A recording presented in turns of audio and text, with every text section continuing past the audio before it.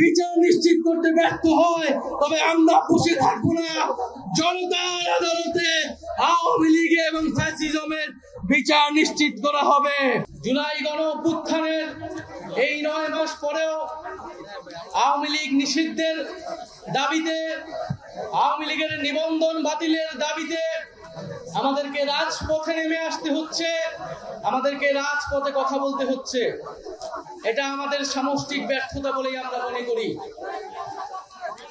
আমরা জুলাই গণঅভ্যুত্থানের প্রেক্ষিতে যে অন্তর্বর্তী সরকার গঠনে অংশ নিয়েছিলাম, সেই সরকারের কাছে আমাদের অন্যতম দাবি ছিল, জাতির কাছে আমাদের অন্যতম প্রতিশ্রুতি ছিল, জুলাই গণঅভ্যুত্থান সহ যে বিগত 16 বছরে যে ফ্যাসিজম স্বৈরাচার তৈরি হয়েছিল বাংলাদেশে, তার বিচার নিশ্চিত করা।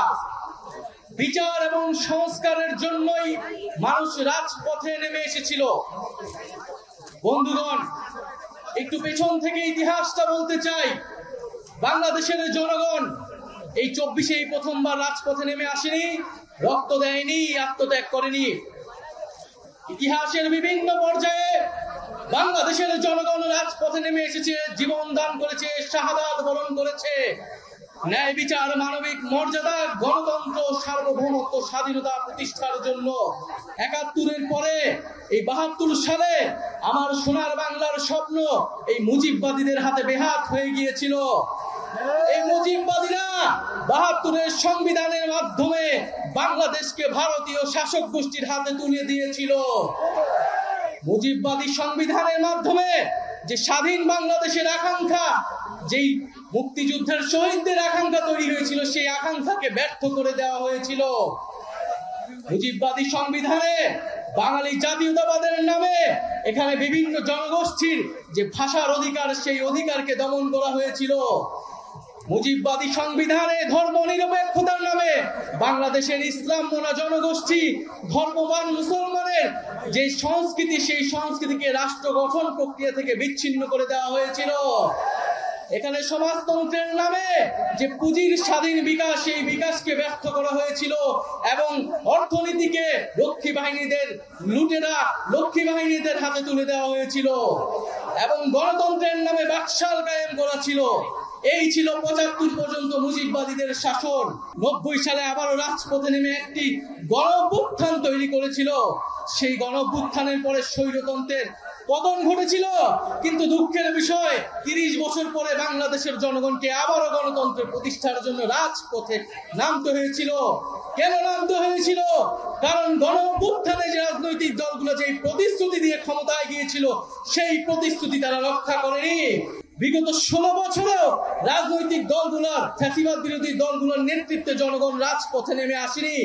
বাংলাদেশের জনগণ ফ্যাসিবাদ থেকে মুক্তি পাওয়ার জন্য রাজপথে নেমে এসেছিল ছাত্র জনতার নেতৃত্বে। বন্ধুগণ, বিগত 16 বছর গল্প আমরা সবাই জানি। বিগত 16 বছরে আওয়ামী লীগ কিভাবে ফ্যাসিজম কায়েম করেছে, কিভাবে স্বৈরতন্ত্র কায়েম করে। আওয়ামী লীগ কোনো রাজনৈতিক দল নয়, আওয়ামী লীগ একটি ফ্যাসিস্ট সন্ত্রাসী সংগঠনে পরিণত হয়েছে। আওয়ামী লীগের রাজনীতি করার আর কোনো আলোচনার প্রশ্ন থাকে না। আওয়ামী লীগকে আমরা এই জন্য বলছি যে আওয়ামী লীগের নিবন্ধন বাতিল করে তার রাজনৈতিক এবং সাংগঠনিক কার্যক্রম বিচার চলা পর্যন্ত নিষিদ্ধ ঘোষণা করতে হবে। কিন্তু দুঃখের বিষয়, বর্তমান পরিস্থিতিতে আমরা দেখছি গত 9 মাসেও বিচার কার্যক্রম দৃশ্যমান হয়নি।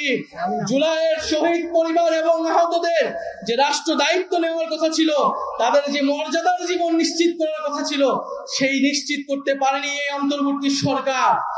এবং আমরা দেখছি দুঃখের সাথে যাদেরকে গ্রেফতার করা হচ্ছে তারা জামিনে মুক্তি পেয়ে যাচ্ছে, বিভিন্ন জায়গায় মামলা বাণিজ্য করা হচ্ছে এবং বিভিন্ন রাজনৈতিক দলের আশ্রয়ে আওয়ামী লীগ তৃণমূলে পুনর্বাসিত হওয়ার পরিকল্পনা করছে। বন্ধুগণ, আমরা দেখতে পাচ্ছি যে আমাদের এই অন্তর্বর্তী সরকারের সময়, গণঅভ্যুত্থান পরবর্তী সরকারের সময় যে নির্বাচন কমিশন গঠিত হয়েছে, সেই নির্বাচন কমিশন গণহত্যাকারী ফ্যাসিস্ট আওয়ামী লীগের লোকদেরকে প্রার্থীতা অযোগ্যতা ঘোষণা করতে সম্মতি দিচ্ছে না। তারা বলছে যে এটি নাকি রাজনৈতিক সিদ্ধান্ত।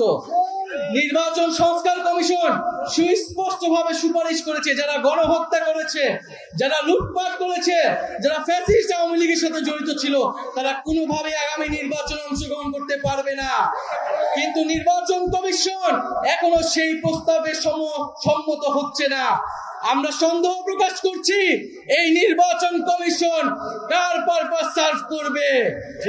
ভুলে গেলে চলবে না, গণ অভ্যুত্থানের পরে এই নির্বাচন কমিশন গঠিত হয়েছে। আমরা দুঃখের সাথে দেখতে পাচ্ছি বিভিন্ন মিডিয়ায় সাংবাদিকরা প্রশ্ন করছে, সারা প্রশ্ন করার সাহস পাচ্ছে যে শেখ হাসিনা কি গণহত্যাকারী, সেটা কি প্রমাণিত হয়েছে কি প্রমাণিত হয় নাই। সেই সব সাংবাদিকদের উদ্দেশ্যে বলতে চাই, আপনারা সাংবাদিক নন, আপনারা ফ্যাসিস্ট আওয়ামী লীগের দোসর। শুধু বাংলাদেশে পুরো পৃথিবীতে জাতিসংঘের রিপোর্টও স্পষ্টভাবে প্রমাণিত হয়েছে, শেখ হাসিনার নির্দেশে, আওয়ামী লীগের নির্দেশে, আওয়ামী লীগের পরিকল্পনায় এই জুলাই আগস্টে গণহত্যা এবং মানবতা বিরোধী হত্যাকাণ্ড সংঘটিত হয়েছে।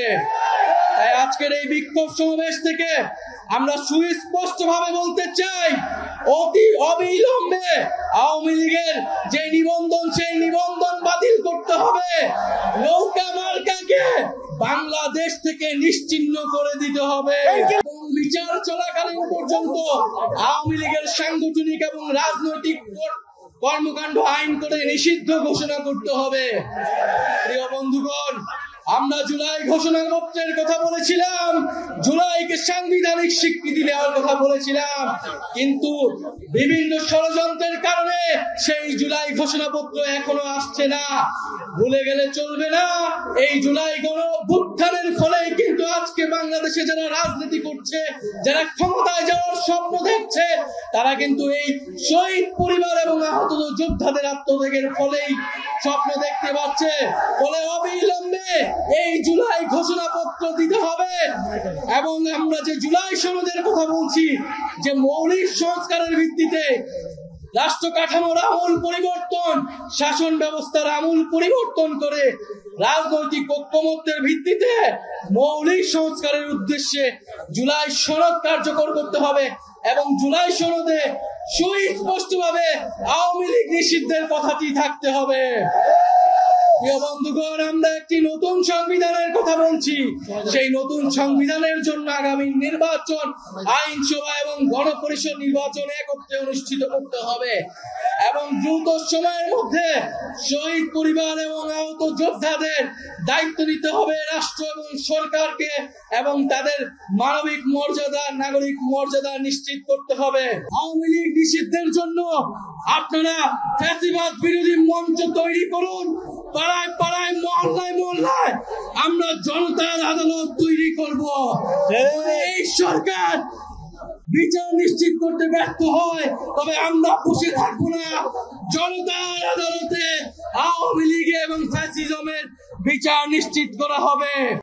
বন্ধুগণ, যে নতুন রাজনৈতিক বন্দোবস্ত এবং যে সেকেন্ড রিপাবলিক গঠনের উদ্দেশ্যে আমরা এনসিপি গঠন করেছি, আমরা বাংলাদেশের অর্থনীতি, পররাষ্ট্রনীতি, শিক্ষা, স্বাস্থ্য, কর্মসংস্থান এবং জলবায়ু এবং প্রযুক্তির জন্য আমরা একটি নতুন রাষ্ট্র ব্যবস্থা কায়েম করব এবং একটি দায় দরদ মানবিক মর্যাদার ভিত্তিতে একটি নতুন সমাজ প্রতিষ্ঠা করব।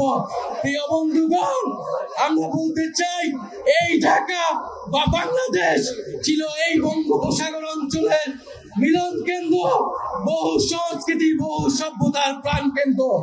আমরা সামাজিক মূল্যবোধ, ধর্মীয় মূল্যবোধের প্রতি শ্রদ্ধাশীল থেকে বহু সংস্কৃতির ভিত্তিতে আমাদের নতুন সমাজ গঠন করব এবং ইনশাল্লাহ ঢাকায় আগামী দিনে এই বঙ্গোপসাগর এবং দক্ষিণ এশিয়ার কান্ডারি হবে, দক্ষিণ এশিয়াকে নেতৃত্ব দেবে।